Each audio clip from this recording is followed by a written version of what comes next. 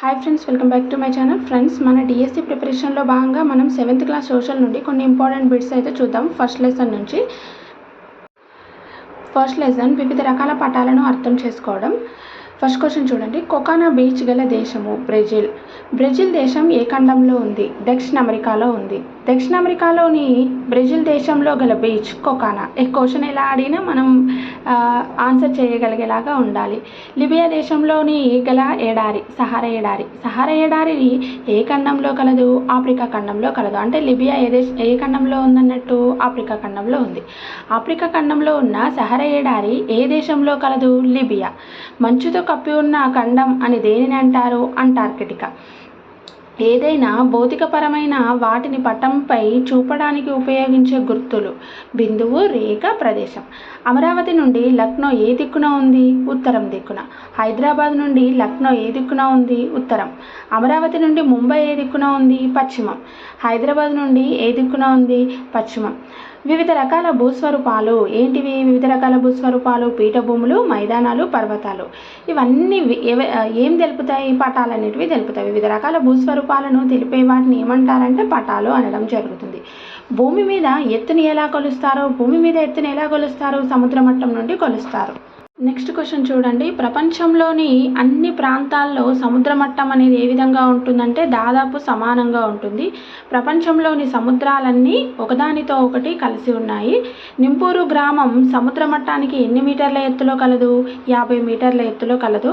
నింపూరు గ్రామం యొక్క గుడి సముద్ర మట్టానికి ఎన్ని మీటర్ల ఎత్తులో ఉంది? 100 మీటర్ల ఎత్తులో ఉంది.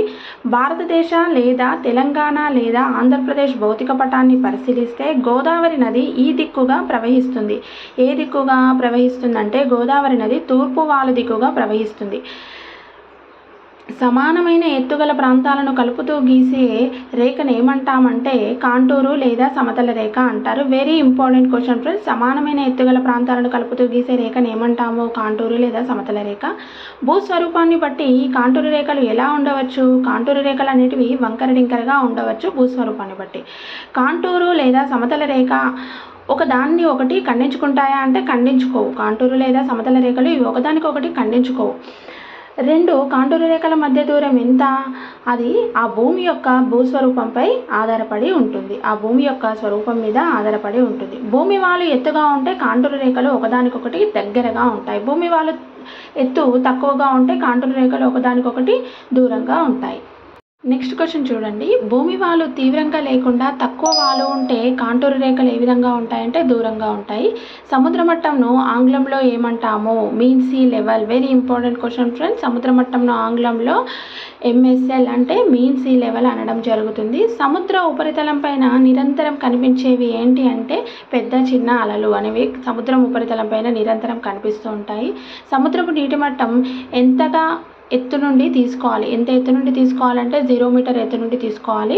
శాస్త్రవేత్తలు చాలా సంవత్సరాల పాటు సముద్రపు సగటు అలల ఎత్తులను పరిశీలించి లెక్కించి నిర్ధారించింది. ఏ విధంగా? సగటు సముద్ర మట్టం ఆధారంగా. శాస్త్రవేత్తలు చాలా సంవత్సరాల పాటు కూడా సముద్రపు అలల సగటు ఎత్తును పరిశీలించి నిర్ధారించింది. దేని ఆధారంగా అంటే మీన్ సీ లెవెల్ని ఆధారంగా. సో ఫస్ట్ లెసన్ నుంచి అయితే ఇవి ఫ్రెండ్స్. మీకు కనుక ఈ వీడియో యూస్ఫుల్ అనుకుంటే లైక్ చేయండి ఫ్రెండ్స్.